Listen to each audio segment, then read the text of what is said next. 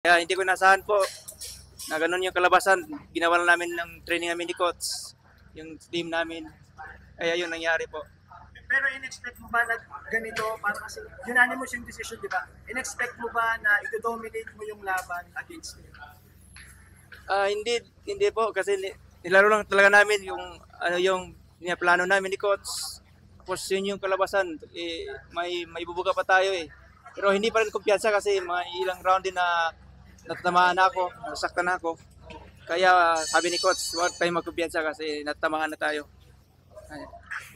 Hindi nung bumagsak ng first round, nung na-knockdown mo, nasa isip mo ba na ma-knockout yung kalaban? Wala sa plano. Yung training lang talaga namin ni coach, ginawa namin. Yun yung mga plano namin kung paano namin tatamaan yung kalaban. Kaya yun, hindi talaga natin naasahan yung blackout, yung tumba. Kasi biglaan lang talaga yan. Darating lang sa hindi natin inaasahan. Magamit pa sa mga Makulat yung kalaban mo, makulat. Sobrang tibay. Sobrang tibay. Ano ang masasabi mo sa kalaban mo? Kasi sa'yo, 100% alam na lang ng mga tao na ikaw yung talagang magaling din. Pero sa kalaban mo, ano masasabi mo? Undefeated, matibay talaga na undefeated kasi hindi talaga basta-basta. Lalo na kasi Mexicano, kaya pinagandaan talaga namin yung laban. Pero yung napaka-historic ng pagkapanalo mo. The last time naman yung PC was defended by Manny Pacquiao pa noong 1999. Ano lang pakiramdam na mahana yung pangalan mo bilang pangalawang boxer na mag-defend ng WBC title kasunod ni Senator Manny? Sobrang laki po ng pasalamat ko talaga po. Lalo na po kasi Senator Manny Pacquiao kasi binigay sa akin ng chance na makalaban dito po sa Blue by Blue. Kaya napakalaking pasalamat ko talaga po sa lahat ng sumusuporta po. At sa karangalan po sa bansa. Maraming salamat. Coach, Melvin ko na rin. Ayun ni Coach eh. Anong plano mo next time?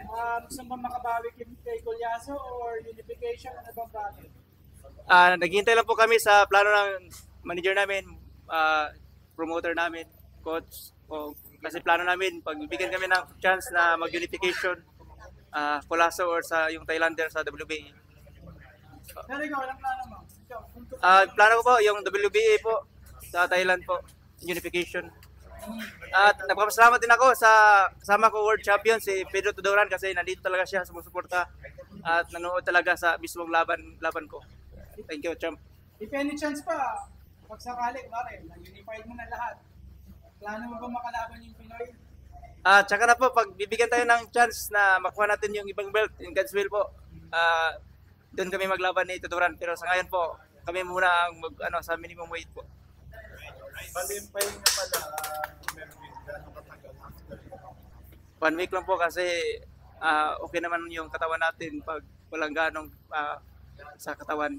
Basta po, balik training po. Thank you so much.